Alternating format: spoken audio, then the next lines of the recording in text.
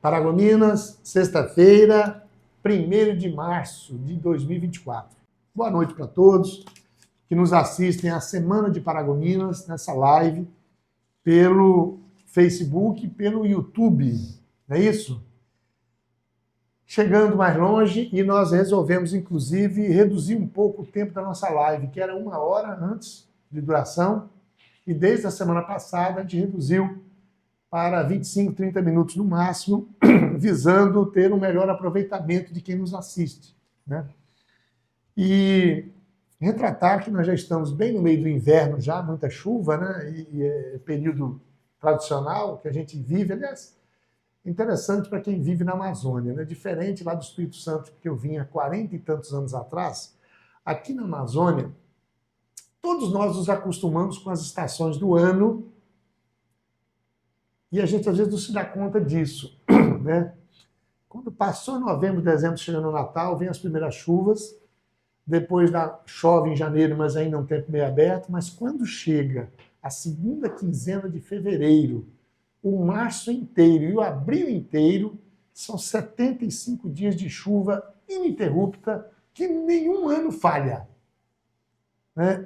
Depois, em maio, já chega um veranico, junho e julho dá as últimas chuvas, e depois tem um verão lascado, vamos dizer assim, de agosto a dezembro, 120 dias de sol, como foi esse último verão agora, típico de Paragominas. E no decorrer do ano, a gente vê assim, por exemplo, daqui para o 12, que eu vou todos os dias, vou e volto, eu vejo algumas árvores, né, que em alguns meses do ano, cai todas as folhas, dá até a impressão que a árvore vai morrer.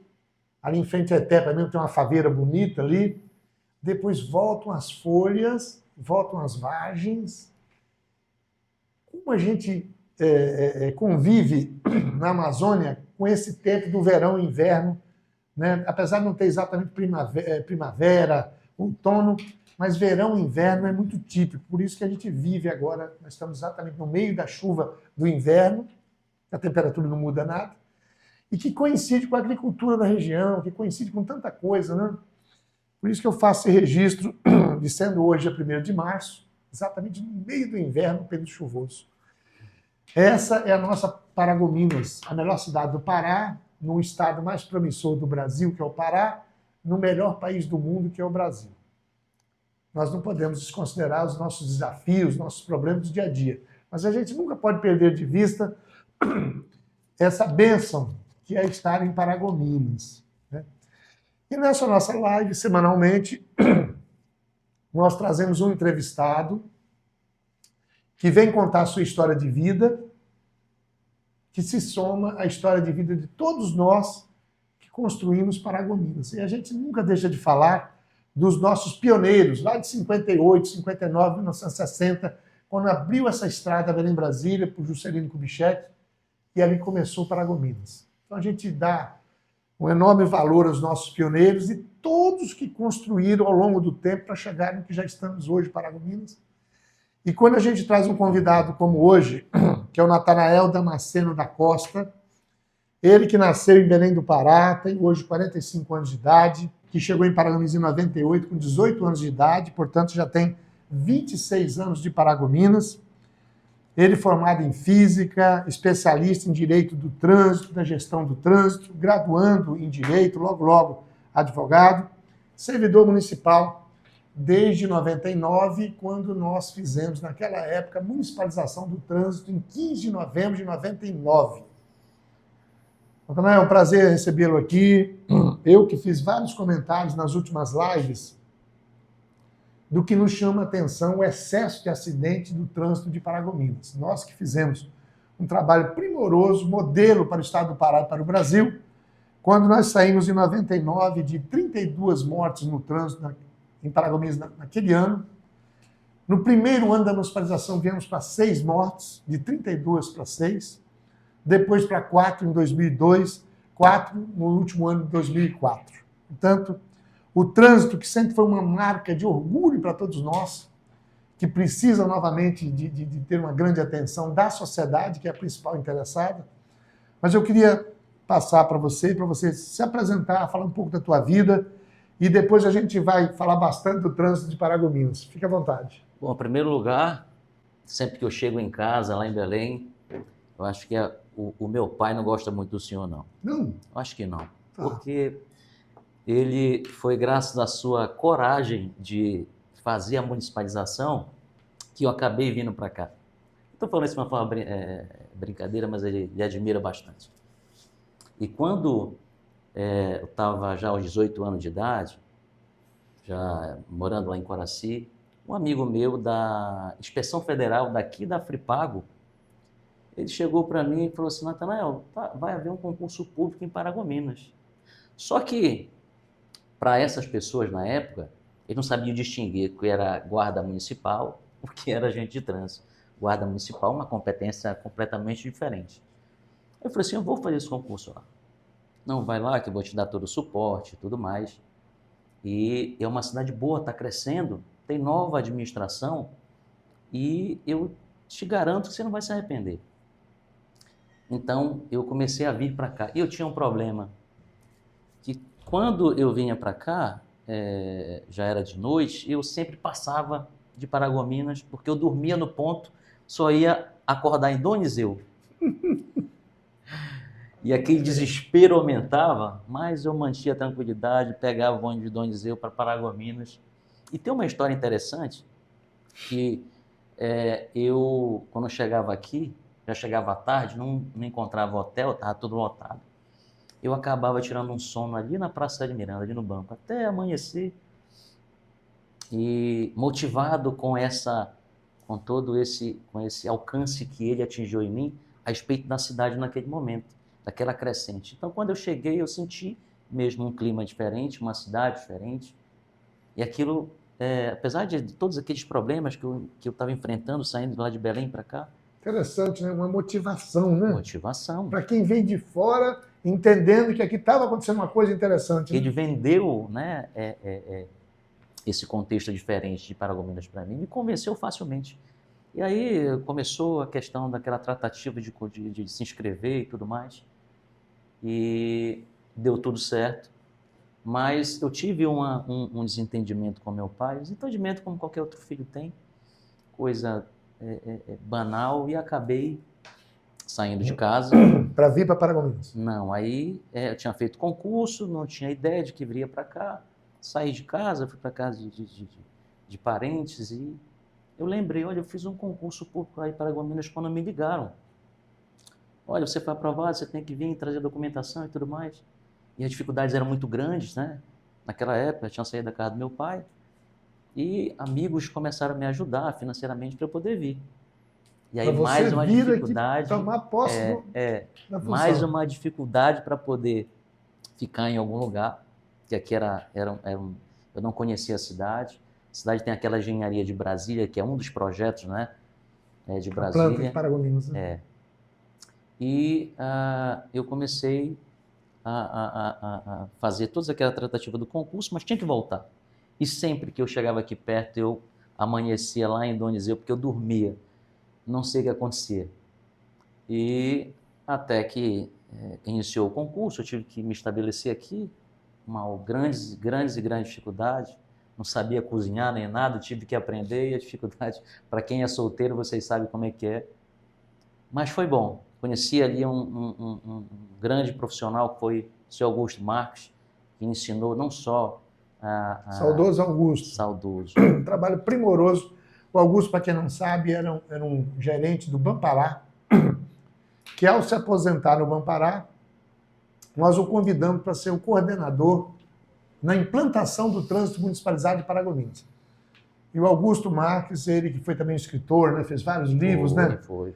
É uma figura extraordinária, fez um grande trabalho aqui conosco na municipalização do trânsito. Nós devemos muito ao Augusto e toda a equipe que, junto com ele, comprou a ideia, ia nas rádios fazer entrevista, ia nas igrejas falar com pastores e padres, ia nas escolas, fazíamos na cidade. E o prefeito, todo dia, num programa Bom Dia Prefeito, né, era um tema todo dia que a gente batia na tecla.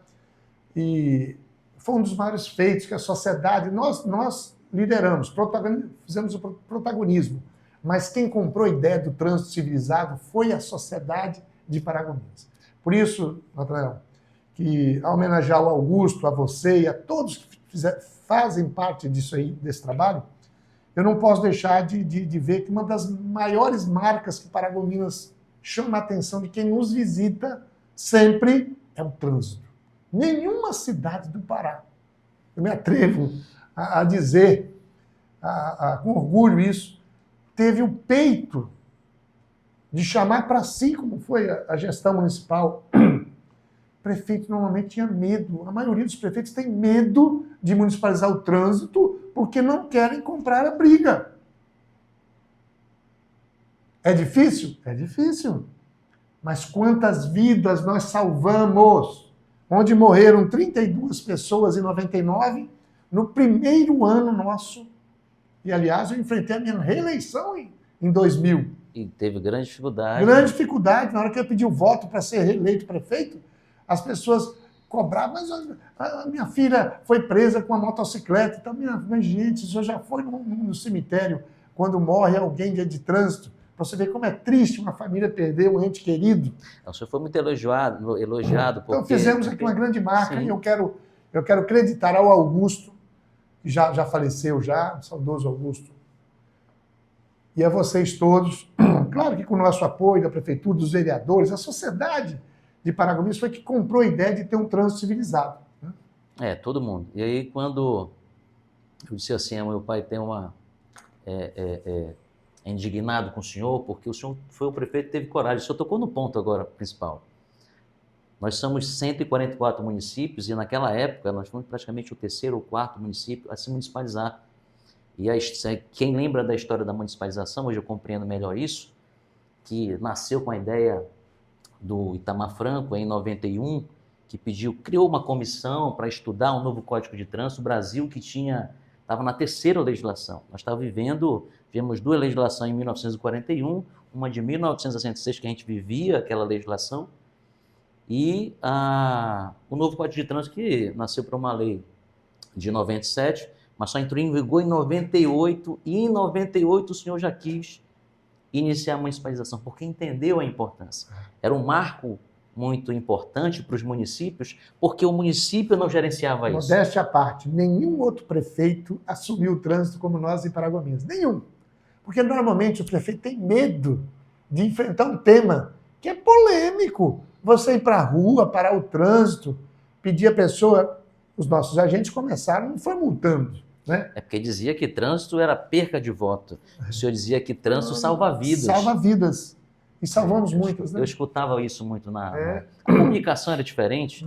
E no Bom Dia Prefeito, o senhor, eu lembro como hoje, depois que a gente iniciou em 99, com aquela expectativa de mudar aquele cenário tenebroso. Paragominas com praticamente 6 mil veículos transitando aqui, era uma cidade que tinha 32 vítimas fatais. 32. Se a gente for fazer uma comparação com 50 mil habitantes e a frota em 2013, mais do que dobrou, né? Claro, hoje a frota deve ter triplicado, né? A gente tem praticamente, de lá para cá, era a cada ano um aumento de 2 mil veículos a mais. Se a gente for levar em consideração, em 2013, Ipixuna do Pará, com segundo o IBGE, 52 mil habitantes, apresentou 18 vítimas fatais. Dom Eliseu, com também 54, naquela época, em 2013, 54 mil habitantes, apresentou 13 vítimas, Dom Eliseu, 18 mil, e Ipixuna, 18 vítimas fatais, e Ipixuna com 13 vítimas fatais. Eu confundi aqui, Ipixuna com 13 e Dom Eliseu com 18 vítimas fatais. Pronto, está resolvido. E sabe o que foi que aconteceu? Dom Eliseu, fomos para lá municipalizar. Para ajudar. Porque Paragominas era a referência. Ulianópolis, nós fomos lá fazer o concurso público, dar treinamento, fazer do início ao fim. Por que fomos convidados para lá? Porque Paragominas era a referência. Vamos para Ipixuna do Pará para também dar a nossa contribuição, porque Paragominas era a referência. Marabá, Rondon, várias cidades do sul do Pará nos chamaram para ir para lá porque Paragominas era referência. E aí, quando nós temos o ano de 1999 com essa expectativa de reduzir a questão das vítimas de trânsito, o seu Augusto, como bem colocado aqui, não foi só um gestor, ele foi uma pessoa que capacitou a gente, nós, como também como seres humanos. A pessoa toda preocupada com o conjunto, a gente chamava ele um verdadeiro paizão, rígido, muito rígido. E a gente sabe depois, no final, o tanto que isso é importante. No ano de 2000, aí tem uma história muito interessante. Eu fui a Fortaleza e lá numa reunião entre amigos do meu pai, ele falou assim, olha, meu filho trabalha no trânsito lá em Paragominas. Aí eu fui saber, esse aqui é um policial rodoviário federal. Aí ele, olha, todo muito interessado, e eu não sabia qual era a atividade dele lá. E ele trabalhava uma questão de vistoria de veículo. Aí eu falei assim, olha, teu pai vai te levar lá numa quarta-feira e eu vou te dar de presente lá uns materiais, você vai gostar. Que ele falava que eu gostava de muito cálculo e tal. E eu fui nesse dia, ele me levou até lá e me deu um manual de vistoria. Ele era responsável para fazer a vistoria em veículo. Daí ele me ensinou várias técnicas, inclusive cálculos matemáticos. Quando cheguei aqui, eu botei isso em prática. Sabe o que foi que aconteceu? De 2000 a 2007, era um período que, naquela época, não tinha, né? A internet em 2000 era G ainda, usava o telefone, mas não tinha internet no telefone. Então nós não tínhamos uso de tecnologia, não tínhamos uso de aplicativo, não tínhamos uso de internet. Quando queria fazer alguma consulta, a gente tinha que ir no Detran, mas não tinha como puxar tantos veículos assim, porque o Detran tem outras atividades. E ele ensinava, olha para o vidro do veículo e faz o seguinte cálculo. E tinha os cálculos. Você vai saber se o veículo ele é roubado ou não. Faz o cálculo, você pegava todos aqueles dígitos daquelas habilitações sem foto, porque a gente estava numa transição do Código de 1966 para o Código de 1997, e ele falava assim, dessas habilitações você faz um cálculo. Você coloca esses códigos, você multiplica todos os números, divide por 11 e o resto da divisão. Se não for o último número, você pode conduzir essa pessoa para a delegacia porque essa habilitação é falsa. Muita CNH falsa. Nós recolhemos para quase 1000 dessas habilitações falsas. Falsas. Veículos, nós recolhemos mais de 1000 veículos. E aí, numa época que não tinha toda essa divulgação, falso também dos veículos. Muitos veículos, pessoas de fora, de outros estados, vinham pegar carretas, vinham pegar veículos de Belém, de todo lugar. E sabe qual era uma coisa que nos alegrava? E dizia assim, mas eu passava na Federal e ninguém me prendia. E agora vocês aqui vistoriavam tudo. Então, todo este fruto, que inclusive questões de veículos roubados, ela deu uma parada porque houve, né, no Brasil um incentivo de novas aquisições de veículos, e aí começou aquela história de veículo chiquita, e aí naquela época não havia mais necessidade de você querer pegar um carro, mudar toda aquela estrutura de vidro, chassi, porque era mais fácil você ir lá comprar no nome de laranja um carro e transitar. Então veículos roubados começou o declínio ali e nós entramos numa nova fase de fiscalização.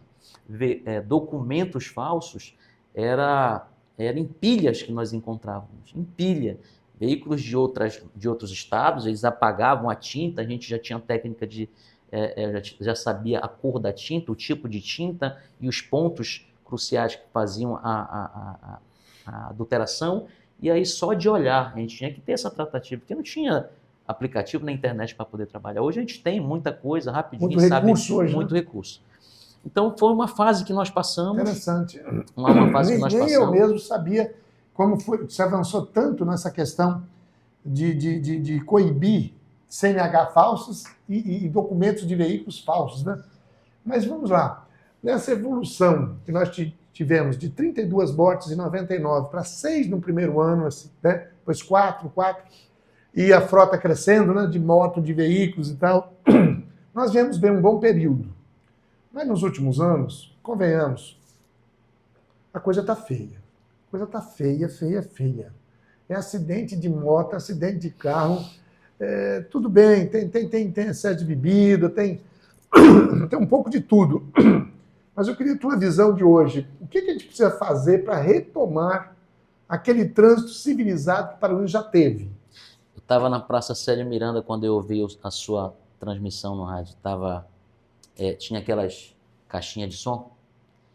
Havia morrido um rapaz ali na frente do parque ambiental, um jovem, ele bateu a cabeça no meio-fio.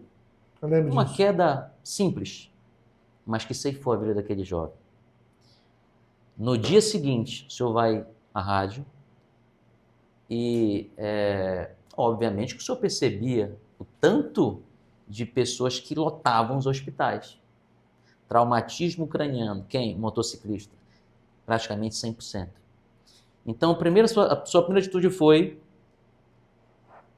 pedir para a sociedade colaborar e todo mundo usar o capacete, porque a fiscalização já ia cobrar. Então, foi assim, gradativo as cobranças, e a sociedade foi entendendo Foi. a Ela repercussão. foi convencida, né? Foi. Coisas que é um grande problema dos Eu outros falava no municípios. rádio todo dia, fazíamos campanha na TV. Eu pedi aos pastores que, antes de terminar o culto na igreja, falasse 2 minutos sobre isso. Eu pedi ao padre. Né? Então, foi um tema que a sociedade civil não foi dominada, mas eu diria assim, convencida. Ela foi convencida.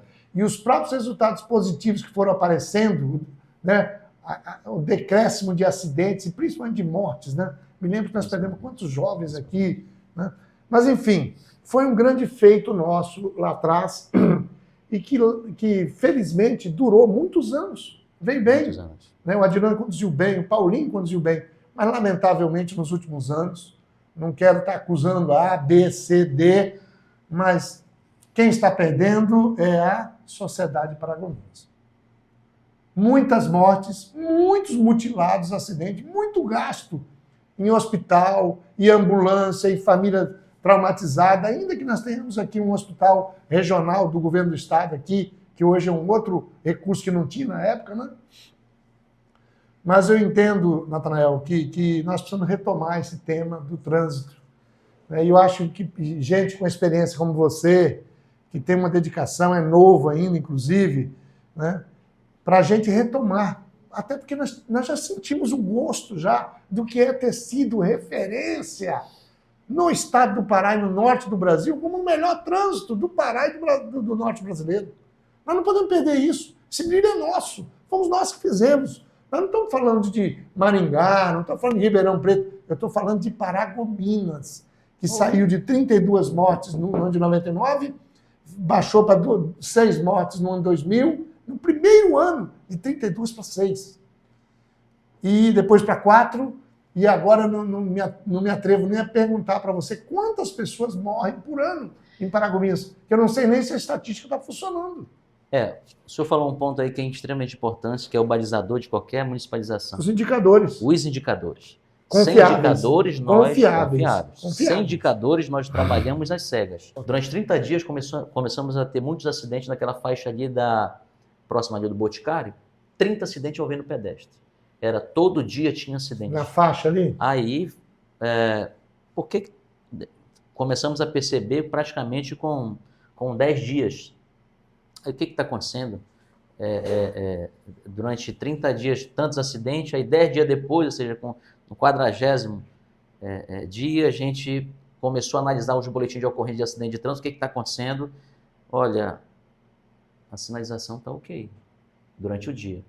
Mas o que está acontecendo? Qual é os horários desses boletins de ocorrência? É à noite, então vamos à noite lá.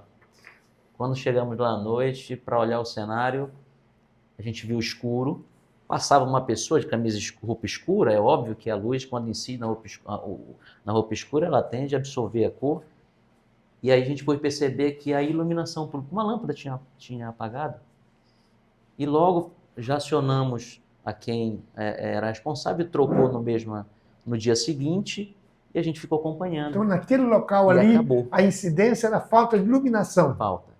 Então, o indicador é de extrema importância. Como é que a gente vivia a questão dos indicadores, que é isso que precisa mudar?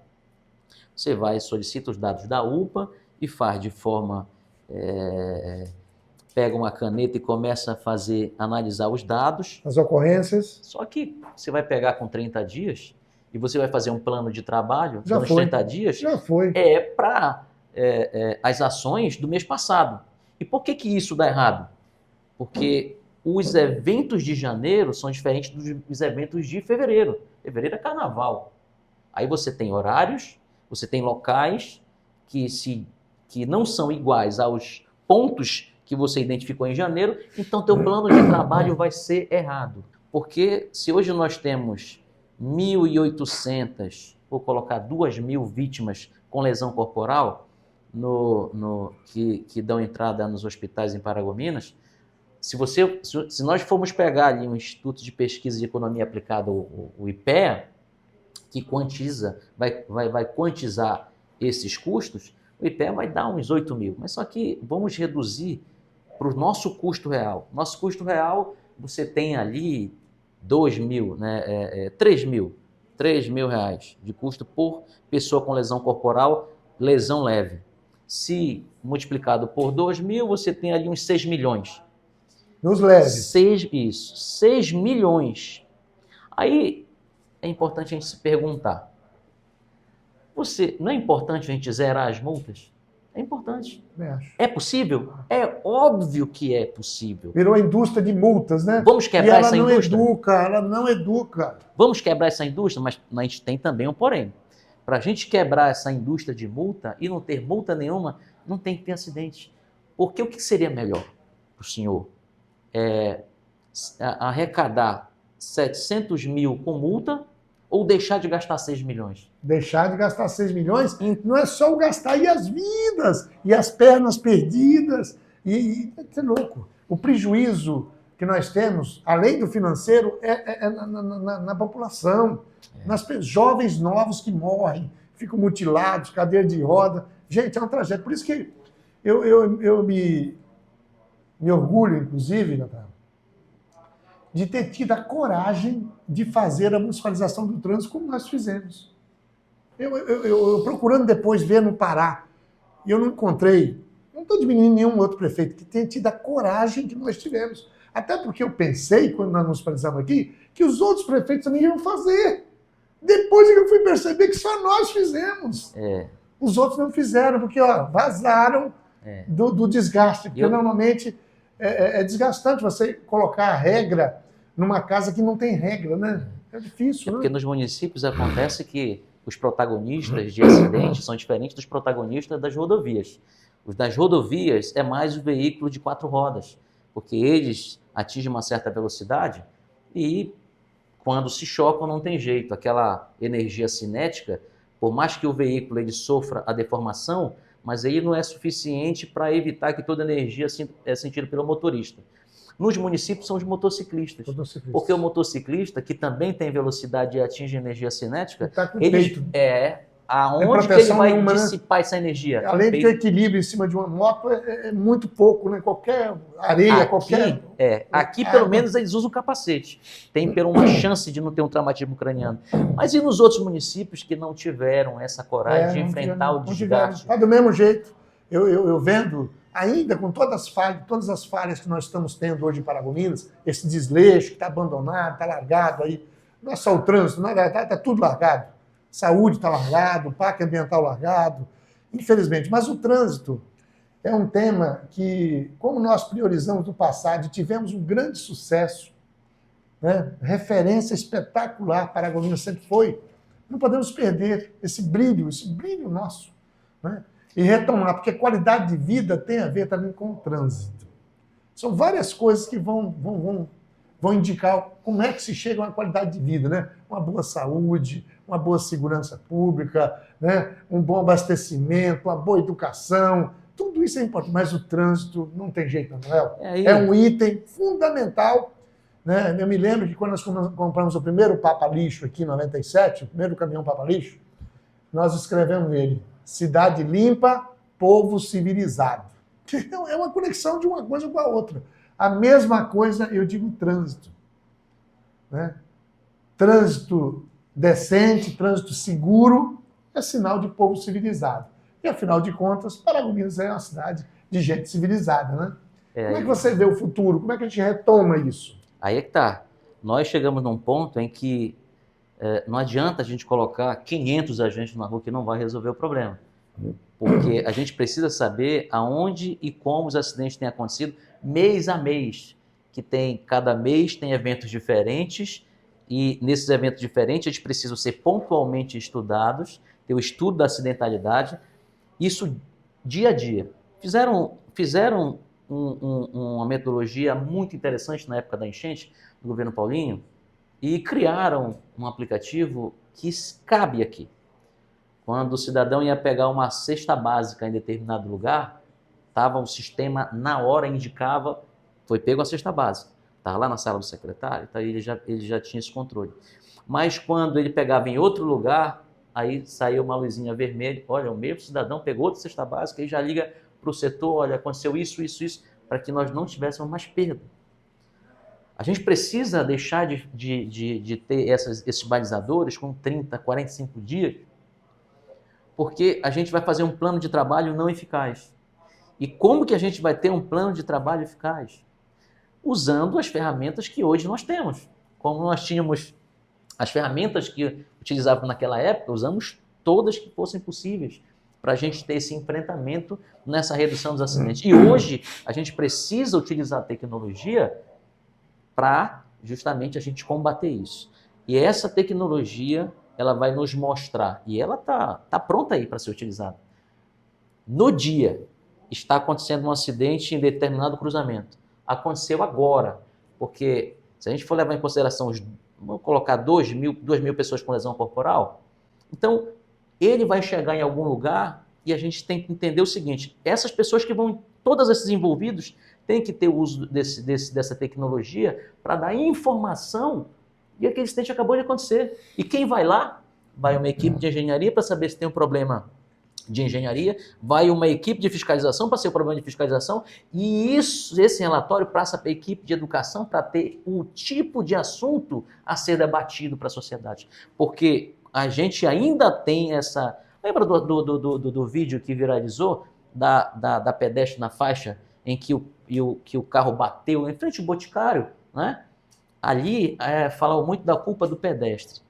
Eu entendo, na minha opinião, você tem ali o artigo 69 que diz, que é aí que eu vou entrar na questão da educação, que o pedestre tem que ter 3 importantes entendimentos de física: visibilidade, distância do veículo e a velocidade. Ele tem que se mostrar para o veículo, mas também tem que observar a velocidade e a distância. O pedestre ele dá 6 passos, ele gastou 6 segundos. Essa distância de 6 segundos, para um carro que estava a 30 km por hora, o carro tinha 26 metros de distância e tinha condição suficiente para observar o pedestre, frear e não bater. Mas o pedestre também tinha a responsabilidade de perceber que ele não desacelerou. Agora, bora fazer uma equiparação. Na frente do juiz tem um servidor público e tem uma pessoa um analfabeto. De quem o juiz vai cobrar mais? O servidor público. Certeza. Tem um conhecimento. Né? Tem um conhecimento. Assim, eu sei que é muito genérico isso, mas só para a gente entender. Porque da mesma forma que eu utilizo para o pedestre essa obrigação no código, mas também tem obrigação para o condutor, que os veículos maiores são responsáveis pelos veículos menores, os veículos automotores são responsáveis pelos veículos não motorizados, que é a bicicleta e carroça, os motorizados e não motorizados são responsáveis pela segurança do pedestre. Mas aonde a gente fala de condutores, a gente sabe que condutor precisa ser habilitado, passou a obter o conhecimento de legislação. Mas e o pedestre? Aonde ele vai obter essa informação? E neste caso também a gente precisa trabalhar a educação, que já tem prerrogativa para isso, a gente fazer, porque o Fernando Henrique em 96, o presidente Fernando Henrique em 96, ele criou ali a Lei de Diretrizes Básicas da Educação e extinguiu algumas disciplina, inclusive o SPB e Educação Moral e Cívica, e disse que aquelas disciplinas ali é a formação do cidadão. Então entendeu que trânsito não pode ser interdisciplinar, mas transversal, e eu concordo com isso, porque senão se eu for colocar interdisciplinar, o cara lá da educação financeira também quer uma disciplina, e outro quer também, vai virar uma bagunça a educação no Brasil. Mas dá para trabalhar de forma transversal? Claro que dá. Acabei de falar que o pedestre aqui, em 3 grandezas físicas, ele pode aprender lá em cinemática, velocidade, espaço e tempo, e o professor, ao trabalhar esse assunto, cria a oportunidade para falar de trânsito, usar exemplo de faixa de pedestre. O bafômetro, por exemplo, você aprende lá no estudo da química, em química, reações químicas, em pilhas de Daniel, fazer todo aquele processo que envolve o bafômetro, e quando falar sobre isso, por que eu não posso utilizar em sala de aula uma conscientização para não ingestão de álcool na direção do veículo? Na placa, por exemplo, a gente tem geometria plana, que ela é redonda, ela é triangular, ela é octogonal, ela é retângulo, ela é quadrada. E eu posso falar isso em geometria plana, geometria espacial, e tocar na importância da segurança no trânsito também. A linguagem de trânsito eu posso trabalhar também em gramática, e eu tenho essa ferramenta pela legislação em poder trabalhar isso no ensino médio, mas também trabalhar no ensino fundamental. O ensino médio, inclusive, a gente pode, no final do terceiro ano, ele pode, inclusive, deixar de gastar ali uns 300, 400 reais na autoescola, porque ele já sai com um certificado de legislação. Da escola. E a autoescola que tem 45 horas aulas, no ensino médio, ele vai passar 3 anos estudando. Para tudo tem jeito. Tem jeito. Só tem que ter vontade. Tem jeito. Tem que ter alguém que tome para si esse compromisso, chamar a sociedade, ir para a escola trabalhar o trânsito, ir para a unidade de saúde trabalhar o trânsito. Né? Então, que bom que você veio aqui para a gente fazer essa constatação, primeiro da preocupação nossa que o trânsito piorou em Paragominas nos últimos meses, anos. Segundo, que a gente já teve uma posição de destaque no estado do Pará com o trânsito, que sempre nos orgulhou, o trânsito de Paragominas. E, finalmente, nos preparar para que a gente retome a importância do trânsito na vida de Paragominas. Não tem jeito. Ninguém fica em casa fechado o tempo todo. Uma hora qualquer, tu tem que ir para a escola, para ir para o mercado, para ir trabalhar, para ir para a igreja, para ir para o clube. Não tem jeito, todo mundo tem mobilidade, tem que andar. E o trânsito, querendo ou não, é um dos itens de maior referencial quando você fala de uma sociedade civil organizada, né, civilizada. Por isso eu quero parabenizar na memória do Augusto, a todos vocês que se dedicam ao trânsito, esperando que tenhamos dias melhores na gestão do trânsito de Paragominas. Prefeito que assuma a sua responsabilidade, vereadores que assumam a sua responsabilidade, equipes da Semutran e, principalmente, o dono da decisão, que é a sociedade. A família, os jovens que andam muito, né? Festa é bom, né? Birita é bom, uma biritinha de vez em quando na cerveja, mas não combina, né? Não adianta. Se você vai numa festa, leve alguém que dirija para você, porque senão tu vai... Aliás, as multas ficaram altíssimas, né? Altíssimas hoje, a multa, se for pego hoje com qualquer grau de alcoolismo, né? Eu vi lá em Salinas, por exemplo, uma coisa que me chamou a atenção na última vez que eu fui. Você toma uma cervejinha na praia. Quando a gente pegou a avenida para chegar em Salinas, todo mundo com bafão. Falei, vixe, mano, e agora, rapaz? Mas eles houve uma dosagem. Quando você toma uma latinha de cerveja, já transmite lá alguns miligramas. Mas eles estavam olhando ali a densidade. Quanto é? Se você beber um pouquinho, tudo bem, vai embora. Não foi multado nem nada. Agora, se você está embriagado, foi retido. Então, precisa também ter, porque no Brasil tudo é 8 mil. Não tem 80, 120, 1.000, 1.200, 8 mil. Né? Não pode também você... Não estou aqui defendendo A ou B, mas eu acho que essa questão do bafômetro e a multa é quanto? Quase 4 mil reais. Quase 3 mil. Quase 3 mil reais a multa. E agora, dependendo, vai preso, né? Vai preso. Dependendo da quantidade. Virou uma coisa assim muito... Eu acho que é melhor de fazer questão do que é possível do que fazer questão de coisas poucas e não cumprir o grande objetivo, que é você evitar o alcoolismo em direção. Né? Eu queria até que você fizesse, no final já da nossa live, essa entrevista, essa subservação sobre a questão do álcool no trânsito. Quer dizer, quanto é que hoje o bafômetro? Ele não tem nenhuma tolerância, né? Zero, né? Não, a tolerância é zero, mas isso, como o senhor falou da questão de quantidade, isso depende muito de pessoa para pessoa. De pessoa para pessoa, Tem alguns procedimentos que precisam ser tomados muito cuidado. Eu falei aqui de química, reação química, e tem uma questão muito importante. Porque no manual do fabricante, ele diz que você tem que esperar ali uns 15 minutos para depois você fazer o teste. Porque se eu colocar uma gota de álcool na língua aqui e fizer o teste, eu não estou embriagado, mas vai dar um nível máximo. Eu vi uma amiga minha aqui em Paragominas uma noite, que saiu de um aniversário, que ela não bebeu nada, Mas aí o cara fez o teste com o bafômetro e deu. Sabe o que que era? Ela simplesmente pegou álcool, gel e passou na mão dela e ela... E acontece isso. Entendeu? Aí quando o agente teve cabeça, não bebi nada. Só tinha só. Levou ela lá atrás do carro, fora das mãos dela, deu negativo.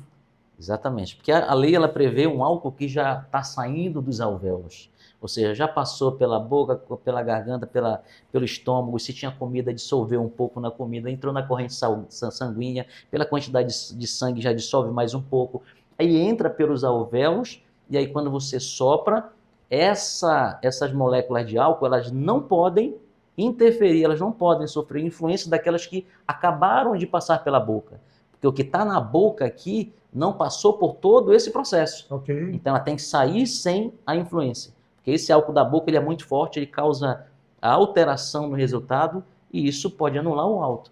Então tem que ter um cuidado nesse procedimento para evitar esse tipo de injustiça. Agora, o álcool ele é muito importante a gente fazer esse combate, porque a gente tem aqui de segunda a sexta-feira, isso eu estou levando dados estatísticos do passado, né? Não estou interferindo nesses dados estatísticos atuais, mas de segunda a sexta-feira a gente tem 52% dos acidentes. E o tipo de acidente, locais e horários são diferentes. Nos fins de semana, sábado e domingo, a gente tem 48%. E aí a gente tem que começar a refletir. Se eu uso todo o meu poderio de fiscalização, seja polícia, seja bombeiro, seja qualquer outra instituição, durante a semana, não é o momento de eu repensar em trabalhar com o mesmo potencial no sábado e no domingo? Porque 5 dias, 52%. 2 dias, 48%. E nesses 48% você tem horário diferente. Quer dizer, tem quase o mesmo tanto de acidente de 5 dias nos 2 dias do final de semana, praticamente. Bom, é um tema, Natanael, da maior importância para todos nós. E eu queria aqui encerrar a nossa live lhe convidando para voltar novamente, um tema apaixonante, inclusive, pela importância que tem, como eu falei. E quero crer que Paragominas tenha dias melhores, exatamente também para recuperar essa referência extraordinária que nós já tivemos no trânsito. Prazer enorme. Prazer. Sucesso lá na tua missão. E para falar de verdade, meu pai gosta muito do senhor, viu? Tem muito. Um abraço para o teu pai lá e para todos. Gente, um abraço a todos, um bom final de semana. Que a gente possa estar juntos na semana que vem, na nossa live, a Semana de Paragominas. Abraço.